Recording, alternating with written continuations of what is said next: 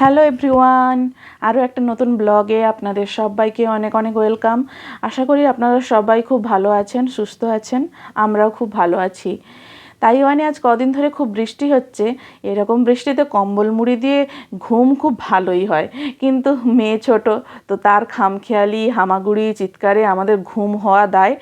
মেয়ে ঘুমোচ্ছে আর ওর বাবা বাজারে গেছে, আর আমি এই সুযোগে কিছু বাদাম ভেজে নিচ্ছি। হালকা করে ভেজে নেব, এগুলো পরে ব্লেন্ডারে গুঁড়ো করে রাখবো। যে কোনো খাবার দাবার বানালে এগুলো দেওয়া যায়। যদিও আমি বাদামটা একটু অ্যাভয়েড করছি, তারপরেও কিছু কিছু খাবারে না দিলে হয় না। রবিবারের সকাল মানেই আমাদের সারা সপ্তাহের বাজার একসাথে করে আনতে হয়। মাছ, মাংস, সবজি সব ধুয়ে গুছিয়ে ফ্রিজে রাখতে রাখতে আমাদের বেলা হয়ে যায়। আজকে এই তেলাপিয়া আর এই দেশি মৃগেল বা গ্রাস কাপ মনে হবে, তো যেহেতু মাথা বাদ বুঝতে পারছি না, ওই গ্রাস কাপের মতোই মনে হচ্ছে, কারণ দামটা একটু কম নিল। তো মাথা বাদ দিয়ে এই বাকি অংশটুকু এনেছে। এগুলো আঁশ ছাড়িয়ে পেটের সব ময়লা পরিষ্কার করেই দিয়েছে ওরা বাজার থেকে। তারপরে আমরা শুধু ঘরে নিয়ে এসে কেটে নিই। ওরা বাজারে কেটেও দেয়, তো আমরা ভাবলাম যে বাড়িতে নিয়ে চলে আসি, এসে তারপরে পিস নিজেদের পছন্দ মতো পিস করে নিয়ে ফ্রিজে রেখে দেবো। তাইওয়ানে তেলাপিয়া মাছগুলো আমরা প্রায় 70-80 এরকম চিন, মানে প্রায় 600 গ্রাম, এখানে চিনকে 600 গ্রামকে চিন বলা হয়। তো সেই চিন হিসাবে এখানে বিক্রি হয়, এখানে $70 নেয়। কোনো কোনো দোকানে $80 নেয়। তো আমরা যে দোকান থেকে নিই, তো সেখানে $70 করেই নেয়। $70 ভারতীয় মুদ্রায় প্রায় 180-90 এরকম দাম পড়ে। আর পোনা মাছটার দাম অনেক বেশি, পোনা মাছটার দাম নিয়েছে $400। এই দুটোর ওজন প্রায় 3 কেজির ওপরে হবে। এগুলো মানে পিস হিসাবে বিক্রি হয়, তো দুটোর দাম পড়েছে প্রায় 1000 টাকার মতো। আজ প্রায় 6 কেজি মাছ নিয়ে এসছে। এগুলো সব কেটে ধুয়ে নুন হলুদ মাখিয়ে প্যাকেট করে সব ফ্রিজে রেখে দেবো। তারপরে যেদিন যেটা খেতে ইচ্ছে হবে সেদিন সেই রকম আরো সবজি এনেছি, সেগুলো দেখাচ্ছি। আরো সবজি যেগুলো এনেছি, মানে ঢেঁড়স আর একটা বড় ঝিঙেটা যা বড় এনেছে, প্রায় 2 হাতের ওপরে, এত বড় ঝিঙে। 3টে আম আছে। এগুলো গরমকালে আমের একটু আচার বানিয়ে রাখলে, আমি আগের বছর আচার করেছিলাম, এবছর এখনও করা হয়ে ওঠেনি, করব, একটু সময় লাগবে যেহেতু মেয়ে ছোট, একটু রবিবার ছুটির দিন দেখে বানাতে হবে।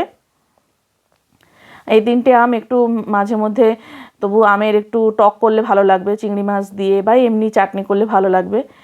আমটা প্রত্যেক সপ্তাহেই নিয়ে আসে, গরম পড়েছে, আমটা চাটনি খেতে খুব ভালো লাগে।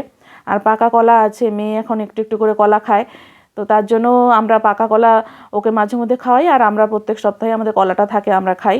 পাকা কলা, তরমুজ, কুমড়ো, লাউ, উচ্ছে, মিষ্টি আলু, গাজর, ক্যাপসিকাম, আনারস, লিচু, এগুলো আমাদের রেগুলার এই সবজিগুলো প্রায়ই আনা হয়। আর সারা সপ্তাহের বাজার আমরা একসাথে করে নিয়ে আসি। মাঝে বাজার যাওয়ার মতো সময় হয়ে ওঠে না, মধু রেগুলার বাজার যেতে পছন্দ করে না, এই জন্য শনি রবি ও কী করে একটু একটু করে 2 দিন ধরে বাজার করে নিয়ে আসে। এবার বৃষ্টি যখন হয় তখন ওই একদিনেই সব বাজারটা করে নিয়ে চলে আসে। এই লিচুগুলো এখানে খুব একটা বেশি দাম নেয়নি, কিন্তু খুব মিষ্টি। সোনাম্মা, ওই গামলাটা খেতে হবে, কি করছো তুমি? হুম হুম হুম ওইটা কি খেলার জিনিস মা? ওইটা কি খেলার জিনিস না খাওয়ার জিনিস? ওটা খেতে হবে, ওইটা খেতে হবে। ওটা কি খাওয়ার জিনিস? ওটা কি খাওয়ার জিনিস? তুমি বিচাগুলো ওর মধ্যে ফেলাচ্ছ কেন? সে এখন খেলছে। ও মা, ওটা কি খাওয়ার জিনিস? ওর মধ্যে তো কিছু নাই, তুমি কি খাবে? ওটা কি খেলার জিনিস মা? খেলু করছো তুমি? তুমি খেলু করছো? ওটা নিয়ে খেলু করছো? ওতে কিছু নেই মা, ওতে কিছু নেই। তুমি খাবে? তোমাকে লিচু দেবো মা, আসো, তোমাকে লিচু দেবো, লিচু লিচু, এই যে লিচু লিচু, এই যে লিচু লিচু। তুমি লিচু খাবে?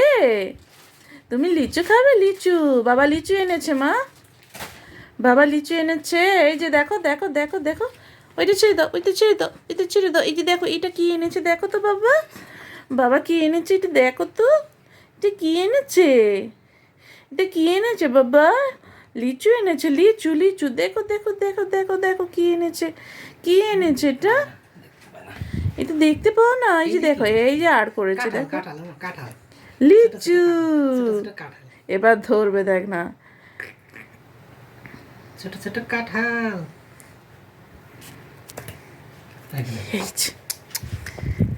এই যে লিচু খাবে বলে ছটপট করছে কিরকম, আমরা যা খাবো ওকেও তাই দিতে হবে, না হলে ও যে কি কান্না শুরু করবে।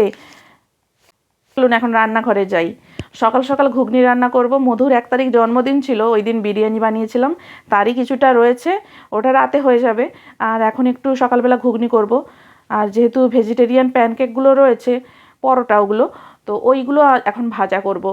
ওই ঘুগনি আর পরোটা এটা খেতে মধু খুব পছন্দ করে, তো এটা এখন ভাজা করব। আর ঘুগনিটা রান্না করব। প্রেসার কুকারে মটর সেদ্ধ করে নিয়েছি আগে থেকেই, আর এই ঘুগনিটা একটু মশলা দিয়ে কষে নিলেই আমাদের ঘুগনি রান্না হয়ে যাবে। ইন্ডিয়ান স্টোরগুলোতে আমরা দেশি মটরগুলো প্রায় কিনে থাকি, কিন্তু এখন দেখলাম যে সাউথে একটা স্টোরে ওখানে মটর পাওয়া যাচ্ছে, আর ওই মটরটার দামও বেশ অনেকটাই কম। এই মটরটা যেহেতু আমরা ইন্ডিয়ান স্টোর থেকে নিয়ে এসেছি, এটা শেষ হয়ে গেলে তারপরে সাউথের স্টোর থেকে আমরা কিনবো। আর একজন ইন্ডিয়ান দাদা রয়েছেন, ওনাকে আমরা সমস্ত কিছু বাজার করতে দিই। মানে সাউথ থেকে আরও যারা ইন্ডিয়ানরা রয়েছে, সাউথ থেকে একসঙ্গে সব জিনিস আনালে দামটা আমাদের একটু অনেক কম পড়ে, আর ক্যারিং চার্জটাও অনেকটা কম পড়ে। তার জন্য আমরা ওই দাদাকে একসাথে আমরা সমস্ত লিস্ট দিয়ে দিই, যত যত ইন্ডিয়ানরা রয়েছে পরিচিত প্রত্যেকেই আমরা অর্ডার দিয়ে দিই, উনি এনে দেন। আর উনি এত হেল্পফুল মানুষ, মানে কি বলবো, খুবই খুবই ভালো মানুষ। ওই দাদা তাইওয়ানে অনেক বছর ধরে ফ্যামিলি নিয়ে আছেন, এনটিইউতে উনি পোস্টক হিসাবেই রয়েছেন। উনি খুবই হেল্পফুল মানুষ, এত ভালো মানুষ মানে বলে বোঝানো যাবে না, খুবই ভালো মানুষ। মানে যারা নতুন আসেন আর মানে বিশেষ কিছু পরিচিত নয় জায়গার সম্পর্কে, তো ওনার কাছে মানে যে কোনো বিষয় হেল্প পাওয়া যায়। আমরা তো প্রথম থেকেই ওনার সাথে এমনভাবে পরিচিত হয়ে গেছি যে যে কোনো বিষয়ে ওনার কাছে আমরা হেল্প চাই। আমার তো ইন্ডিয়া থেকে অনেক জিনিস মা ওনার হাত দিয়েই পাঠালো। মেয়ের জন্য নূপুর পাঠিয়েছে, তারপরে টুপি পাঠিয়েছে, আরও কিছু মশলাপাতি পাঠিয়েছে, সেগুলো সব ওই দাদাই নিয়ে এসছে। পরোটা ভাজা কমপ্লিট, রান্নাটা হয়ে গেছে। চলুন মধুকে খেতে দিই। বাজার থেকে এসে মাছ কাটতে গিয়ে ওর খিদে পেট একদম জ্বালা জ্বালা করছে, এত খিদে লেগেছে ওর, কেন এতগুলো মাছ কেটে ধুয়ে সমস্ত কিছু একদম ফ্রিজে গুছিয়ে রাখতে অনেকটাই সময় লেগে যায়। ঘুগনি এভাবে শসা পেঁয়াজ দিয়ে লেবু দিয়ে খেতে যা লাগে না, দারুণ লাগে। খাওয়া দাওয়া শেষ করে এখন 11:30 বাজে, মেয়ে এখন ঘুমোচ্ছে। আমি এখন মাছ ভাজা চাপিয়েছি। মাছের অনেকগুলো মুড়ো ছিল, সেগুলো সব ভাজা চাপালাম। আর দেখি কালকে দুপুরের দুন্দুল আছে, ওটা একটু গরম দিচ্ছি। আর বেগুন ভাজা আছে, সেগুলো সব একটু গরম দেব। এখন শুধু শাক ভাজাটা করব। আর 2 পিস কালকে দুপুরে মাছের ঝোল আছে, তো সেইটা খাবো। এখন মাছের যেটুকু চর্বি বেরিয়েছে সেইটা দিয়েই আমি এই কলমি শাকগুলো ভাজা করব। কলমি শাকগুলো খেতে খুব টেস্টি লাগে, এখানে একদম নরম ফ্রেশ, দারুণ খেতে লাগে। অল্প পেঁয়াজ একটু কাঁচা লঙ্কা দিয়ে ভাজা করব। আর বেগুনগুলো একটু গরম দিয়েছি। রান্না আজকে দুপুরের মতো কমপ্লিট, এইগুলো দিয়েই আমাদের আজকে দুপুরে খাওয়া দাওয়া হবে। এখন খেয়ে নেব, বেলা 2টো বেজে গেছে রান্না করতে করতে, অনেক বেলা হয়ে গেল। এর মাঝে মেয়েকে চান করিয়েছি, তাকে খাওয়া দাওয়া করে ঘুম পাড়িয়েছি, অনেক কাজ করতে হয়েছে। আর যেহেতু মধুর ছুটি, তো বাড়িতে থাকে, যার জন্য আমাদের অনেকটাই সুবিধে হয়। শনি রবি ছুটির দিন হলে এই রান্নাবান্না বাজার হাট এই সমস্ত করতে করতেই আমাদের দিন পার। এখন খেতে বসবো। থালায় এই নিয়েছি ভাত, দুন্দুলের তরকারি, শাক ভাজা, বেগুন ভাজা, লেবু, একটা মাছের মুড়ো আর মাছের ঝাল। এই হলো আজকে আমাদের দুপুরের খাবার। দুপুরে খাওয়া দাওয়ার পর্ব মিটিয়ে এখন রাতের বিরিয়ানি গরম দিচ্ছি। বিকেলে আর কিছু খাওয়া হয়নি, ভাত খেতে খেতেই আমাদের বেলা হয়ে গেছে। আর ভাত খেতে খেতেই আমাদের মানে বেলা 3টে 3:30 বেজে গেছে, যার জন্য অবেলায় ভাত খাওয়ার জন্য সন্ধেবেলা আর কিছু খেতে ইচ্ছে করেনি, পেট পুরো ভার হয়েছিল। এখন এই সন্ধেবেলার পর আমরা 8টার সময় এখন বিরিয়ানি গরম দিয়েছি। এটাই আজকে রাতের খাওয়া দাওয়া। আর বিশেষ কিছু আজকে রান্না হবে না। আবার কালকে যেহেতু অফিস আছে, তো ওর জন্য রান্না বান্না কিছু করতে হবে, পরের দিন সকালে করব দেখি। ডাল আলু ভাতে এই সমস্ত দিয়েই সেদ্ধ ভাত করব। আজকে যেহেতু এই সমস্ত খাওয়া দাওয়া হচ্ছে, এগুলো খাওয়ার পর তো আর ওই খাবার না খেলে, সেদ্ধ খাবার না খেলে পেট শরীর খারাপ করবে, তো সেজন্য আর বেশি কিছু রান্না করব না কালকে। আজকের মতো ব্লগটা এখানেই শেষ করছি। আপনাদের ভালো লাগলে অবশ্যই লাইক কমেন্ট করবেন। সবাই ভালো থাকবেন, সুস্থ থাকবেন। টাটা।